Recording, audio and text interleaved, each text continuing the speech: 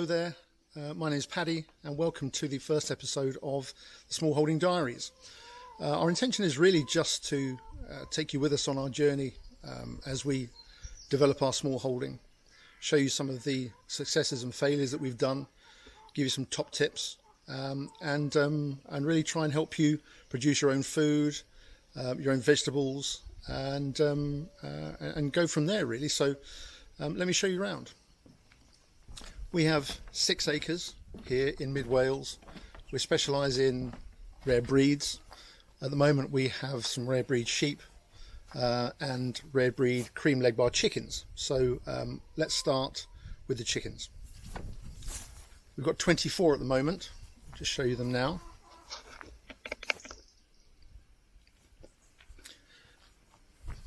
This is the chicken village,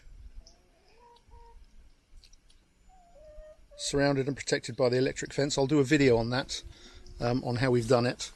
We'll just unplug it. Come on, girls. You coming out? Come on. Come on. Out you come. Come on, girls.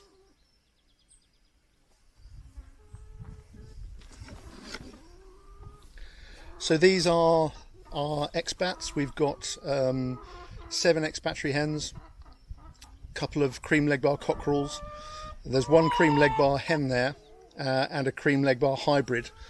We're developing our breeding stock of rare breed hens, and so far this year we've had 2 hatches. The first hatch is over here. There's 10 of them. So these are some cream leg bar chicks. There is 8 hens and 2 cockerels in there. See if you can get a better picture of them. And these are about 6 weeks old. And the plan is that we're going to change the whole of this chicken village, and we'll do a video of that closer to the time when we actually do it. And finally, we've got the really young ones here. That is a cream leg bar cockerel. These are about 4 weeks old, and they're going to be added to the breeding stock as well. That's Nosy Rosie. What's wrong with you?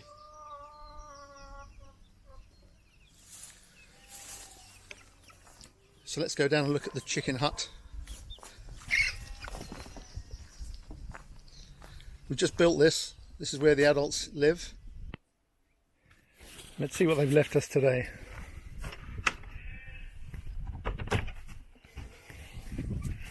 Oh, so look at this. All these nest boxes, and they all decide to lay in one.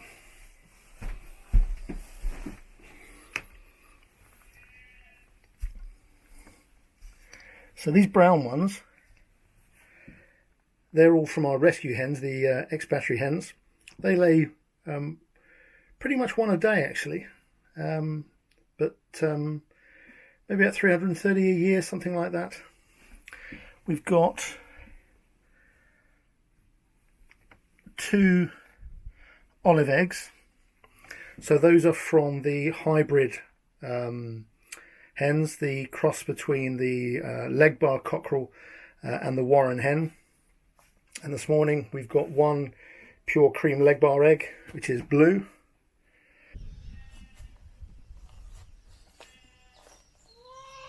This is where the chicks are at the moment, and this is the nursery cage, the nursery coop, where they go before they join the main coop.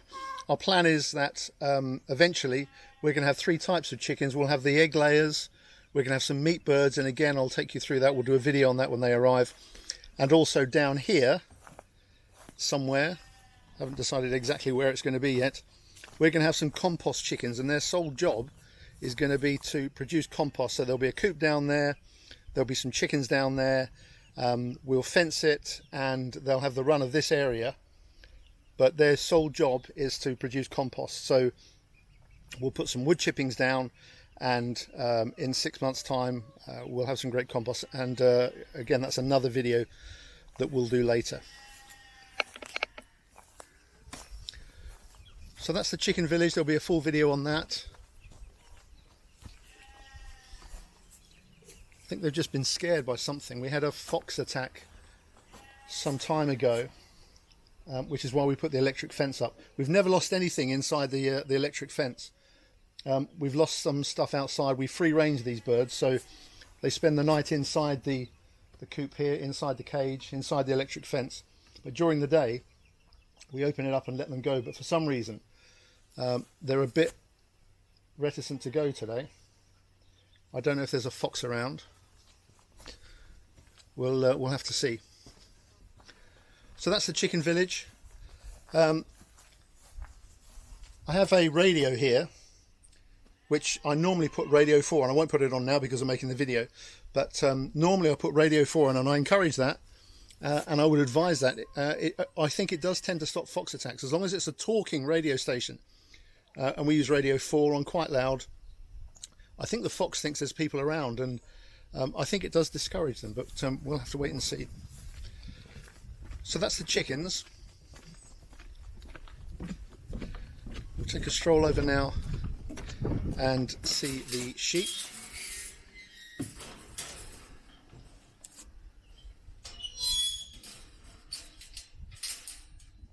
Should we take the dogs? Dogs! Come on! Buster! And we'll see which ones come with us.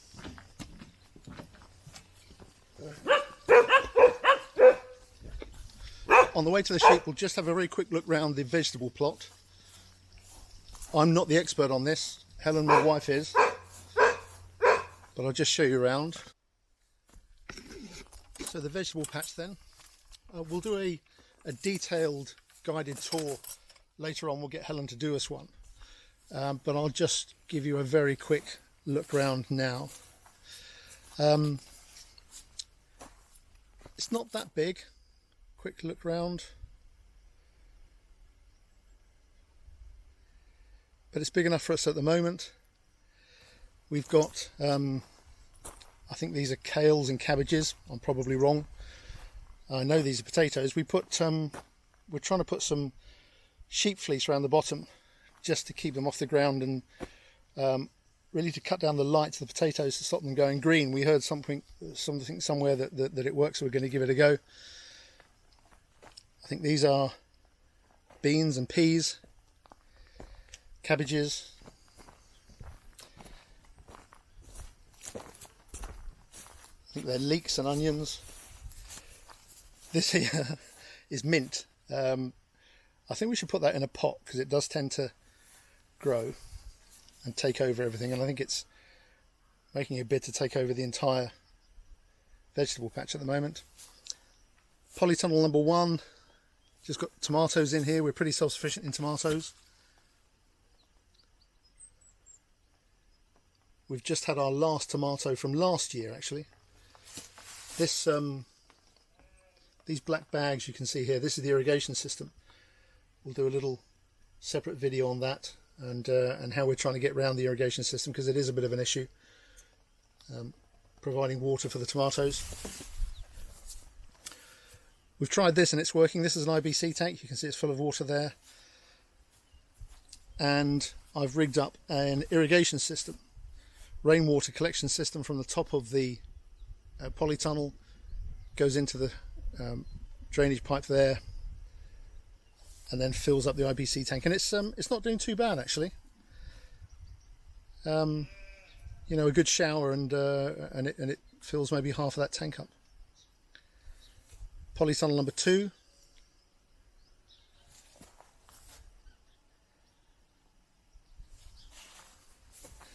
As I said, we'll get Helen to give us a tour of the polytunnels.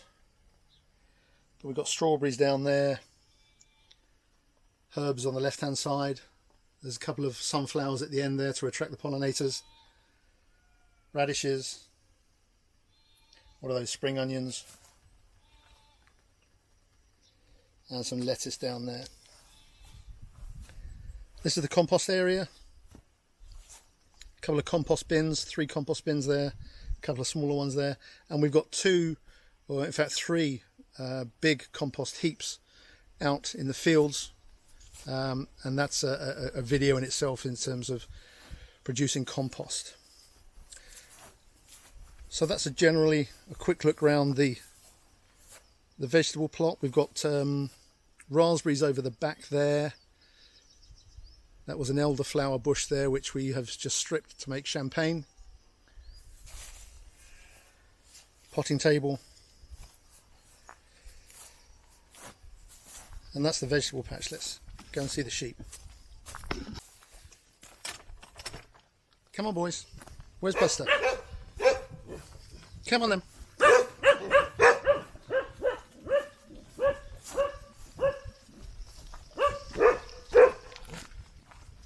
Got a field at the back here.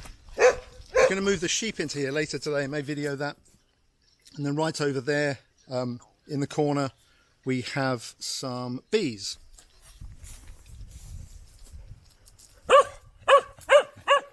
We're missing a dog at the moment. We'll find him. He'll be right over there in the sheep field where the sheep have just left, and he'll be eating poo, I think. So got some stables here which come in handy for lambing.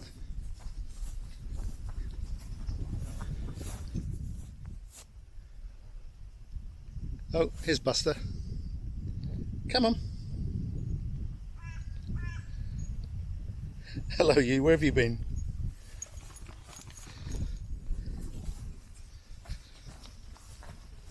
It's looking pretty unkempt at the moment. There's so much to do at this time of year. Everything just, it won't stop growing. But we'll get round to it. We're going to cut the grass. Got some long grass in that field right over there. That's where the sheep are going to go today. So yes, the sheep, they are Castle Milk Mooret. They're on the Rare Breed Survival Trust list of endangered species. I think there's somewhere in the region of 900 of them in the UK at the moment. We've got 7 breeding ewes and a ram. He's around somewhere. There he is on the right hand side. And last year, or this year, this April, we had 10 young lambs. Let's just go and see if we can see them a little bit closer. Oh, here's my compost that I was talking about. So we muck out the stables, we put the compost in these piles, and then they're regularly turned, and then after about 6 months they go into the vegetable patch. Going to do a completely separate video. Oi! Buster! Out! Buster! Bobo! You can see they're used to dogs. Buster! Come on! Come on, boys! Buster! Buster! Come on! This way! What's this? Come on! See, one word from me and he does what he wants. Buster, come on! Come on! Move, come on! Good boy, get out! Get out! Buster, get out! Go on, shoot!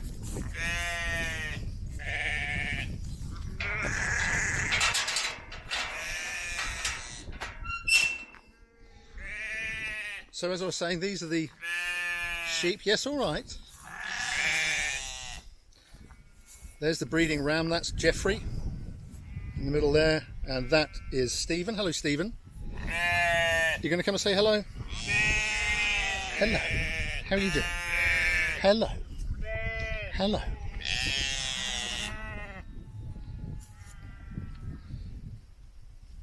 So these lambs are about 8 weeks old now. In fact, no, a little bit more than that, nearly 12 weeks old now. And they're going to be weaned from their mums in about 4 weeks' time. And most of them, in fact all of them actually, are off to other homes other small holdings, where they will eventually enter their own breeding program. So there's the shelter. We've got another, they're very flighty. We've got another 3 sheep here. These are the boys. So there's 2 rams and 1 wether here. These are currently up for sale. Hopefully somebody will buy them. If not, then they'll be for the freezer. Hello. So those 2 are the rams. This one here is the wether.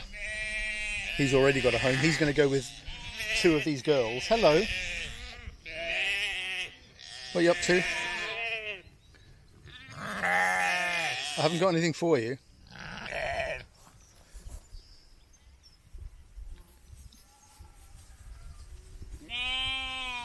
Yeah, they're a great little breed.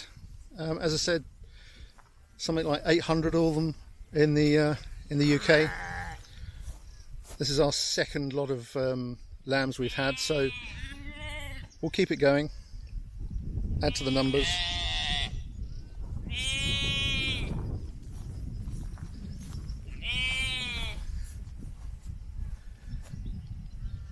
So there's the house.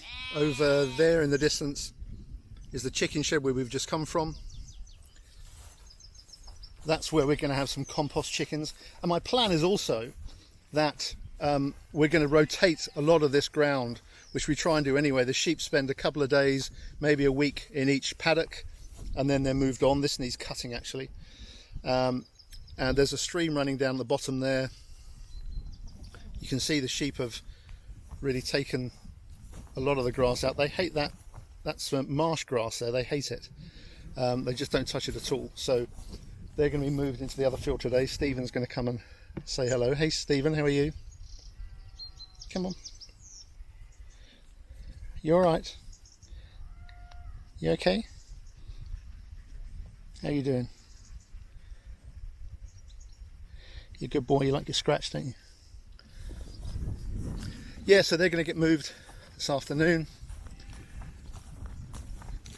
See a Springer Spaniel waiting for me now. Yeah, so my plan will eventually be that when the sheep leave this field, I'm going to build a chicken tractor. Yet another video, I know, but we'll do one. We'll have a chicken tractor on wheels with a portable electric fence system, so that when the sheep leave the field, I will put chickens in here as well, and they can dig up all of this sheep manure. They can get rid of all of the worm eggs that's in it, and they can basically revitalize the field once the sheep have gone in. And then when the sheep are finished in their next field, I'll move the chickens, and they can revitalize that one as well, and we'll go on. So basically the chickens will follow the sheep when they move on, and hopefully they'll fertilize the field, they'll dig it up, they'll scratch it. There's Biggs. Hello Biggles.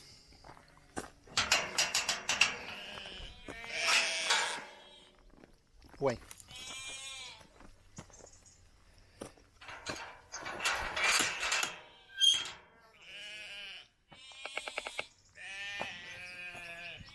So that's very basically a very quick walk round of the small holding, just to introduce you to what we've got. Some sheep, some chickens, a mad dog,